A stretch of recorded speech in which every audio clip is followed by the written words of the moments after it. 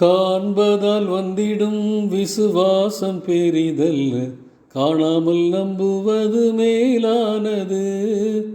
காண்பதால் வந்திடும் விசுவாசம் பெரிதல்ல, காணாமல் நம்புவது மேலானது. விசுவாச ஓட்டத்தை துவக்கியே முடித்த இயேசுவை நோக்கி தொடர்ந்திடுவோம்.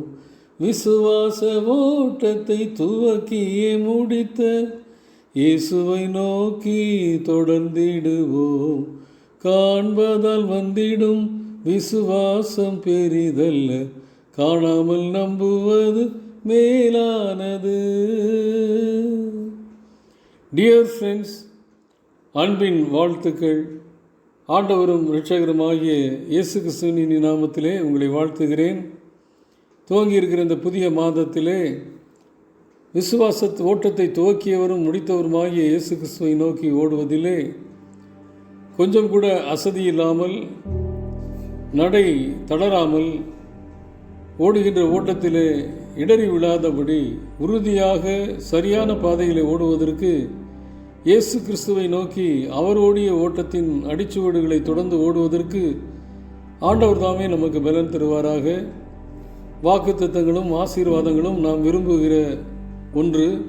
அதிலும் குறிப்பாக நம்மை குறித்த தனிப்பட்ட ஆசீர்வாதத்தை குறித்த வாக்குத்தத்தங்கள். பயப்படாதே, திகையாதே, பலங்கொண்டு திடமனதாயிரு, நான் உன்னை விட்டு விலகுவதும் இல்லை, வானத்தின் பலகணிகளை திறந்து இடம் கொள்ளாமற் போக மட்டும் உன்னை ஆசீர்வதிப்பேன்.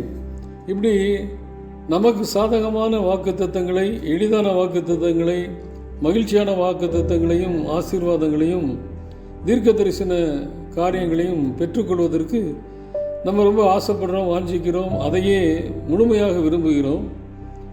அநேக வாக்குத்தத்தங்கள் நாம் அர்ப்பணிப்பின் மூலமாக வருகின்ற செயல்பாட்டில் நிகழ்வுகிற காரியங்கள் என்பதை நாம் பல நேரங்களிலே அறியாது இருக்கிறோம். நாம் எதற்காக அழைக்கப்பட்டோம், எதற்காக நாம் ஓடிக்கொண்டிருக்கிறோம் என்கிற நோக்கத்தை மறந்து சுயலாபத்திற்காகவும் சுய தேவைகளுக்காகவும் கர்த்தரை நோக்குவது குறைய வேண்டும். பிறர் நலன்களை பார்ப்பதிலே நம்முடைய கண்கள் விரிவாக திறக்க வேண்டும் என்பதிலே வாஞ்சை உள்ளவர்களாக இருக்கும் பொழுது இந்த சகரியா சொன்ன அந்த வாக்குத்தத்தம் நம்முடைய வாழ்க்கையிலே நிறைவேறும். அது என்ன வாக்குத்தத்தம் அப்படின்னு பார்க்கும் பொழுது, சகரியா தீர்க்கதரிசன புத்தகம் 8ஆம் அதிகாரம் 23வது வசனத்திலே சொல்லப்பட்டிருக்கிற அந்த தீர்க்க தரிசன வாக்குத்தத்தம் நம்முடைய காலத்திலே என்பதை காட்டிலும் என்னுடைய வாழ்க்கையிலே அது நிறைவேற வேண்டும் அப்படின்னு வாஞ்சிப்போம் என்றால் நாம் வாழ்கின்ற வாழ்க்கை அர்த்தமுள்ள வாழ்க்கையாக இருக்கும். அந்நாட்களில் பலவித பாஷைக்காரராகிய புறஜாதியாரில் 10 பேர் ஒரு யூதனுடைய வஸ்திர தொங்கலை பிடித்து கொண்டு, தேவன் உங்களோட கூட இருக்கிறார் என்று கேள்விப்பட்டோம், ஆகையால் உங்களோட கூட போவோம் என்று சொல்லி அவனை பற்றி கொள்வார்கள் என்று சேனைகளின் கர்த்தர் சொல்லுகிறார் என்கிறதுதான் சகரியா மூலம் ஆண்டவர் சொல்லுகிற தீர்க்க தரிசனம்.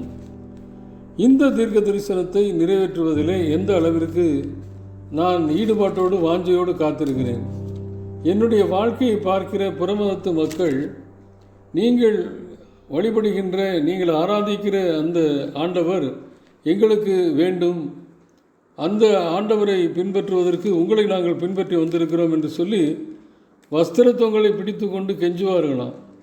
அப்படிப்பட்ட ஒரு சூழ்நிலை என்னுடைய வாழ்க்கையிலே நல்ல ஒரு விதமான பாதிப்புகள் உண்டாக்கியிருக்கிறேனா என்பதை நாம் ஆராய்ந்து பார்க்க வேண்டும். என்னை பார்க்கிறவர்கள் கிறிஸ்துவை பார்க்கவும், இவர் பின்னாலே சென்றோம் என்றால் நல்வழி நடத்துவார் என்பதை அறிந்து கொள்ளவும், நித்திய வழிக்கு நேராக அவர் நம்மை நடத்துவார் என்பதை புரிந்து கொள்ளவும் வாஞ்சையுள்ள மக்கள் கூட்டத்தை கவர்ந்தெழுக்கிறவர்களாய் காணப்பட வேண்டும். அது எப்படி நான் கவர்ந்தெழுக்க முடியும்? சுய கவர்ச்சியினால் வருகிறதல்ல. இந்த கவர்ச்சி ஆண்டவராக இயேசு கிறிஸ்து எனக்குள்ளே வருவதனாலே வருகிற கவர்ச்சி. அந்த கவர்ச்சியை நானும் நீங்களும் பெற்றுக்கொள்ளும் பொழுது அது மற்றவர்களை கவர்ந்தெழுக்கும். ஒருவேளை இங்கு 10 பேர் ஒரு மனுஷனுடைய வஸ்திரத்தவங்களை பிடித்து வருவார் என்று தீர்க்க தரிசனம் சொல்லப்பட்டிருக்கிறது. அட்லீஸ்ட் ஒரு மனுஷன் ஒரு நாளைக்கு பிடித்து கொண்டு வந்தாலே போதும் ஆண்டவரேன்னு சொல்லி ஒரு சின்ன லெவலில் ஒரு தீர்மானம் எடுப்போம்.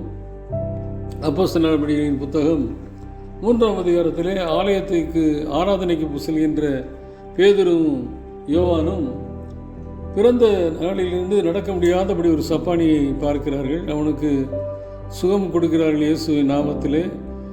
வெள்ளியும் பொண்ணு நீ என்ன எதிர்பார்க்காத, இயேசு மட்டும்தான் என்னிடத்தில் இருக்கிறார் என்று பேதுரு யாரை மறிதளித்தானோ அந்த இயேசு தான் என்னோடு இருக்கிறார், அவரை தவிர வேறு யாரும் இல்லை என்கின்ற ஒரு தீர்மானத்தை பரிசுத்த ஆவியின் நிறைவுக்கு பின்பாக அவன் பெற்றுக்கொண்டான். பெற்றுக்கொண்டவன் தான் பரிசுத்த ஆவியின் நிறைவோடு கூட ஆலயத்துக்கு போகும்பொழுது, வெள்ளியும் என்னிடத்தில் இல்லை, பொண்ணும் என்னிடத்தில் இல்லை, என்று இருக்கிறது ஒரே ஒருத்தர் தான், அவர் இயேசு கிறிஸ்து, அவருடைய நாமத்தினாலே எழுந்து நடன்னு சொல்லும் பொழுது அவன் எழுந்து நடந்தான். அவன் எழுந்து நடந்து அந்த அப்போஸ்தலர் நடவடிக்கைகள் 3ஆம் அதிகாரம் 8வது வசனத்தில் அவன் குதித்தெழுந்து நின்று நடந்து குதித்து தேவனை துதித்து கொண்டு அவர்களுடனே கூட தேவாலயத்திற்குள் பிரவேசித்தான். அப்போ 10 பேர் ஒருத்தனை பிடிக்கிறது இல்லை, இந்த இடத்துல 2 பேரை ஒருத்தன் பிடிக்கிறான். இது போதும், இந்த அற்பமான ஆரம்பத்திலேருந்து துவக்கினாலே போதும்.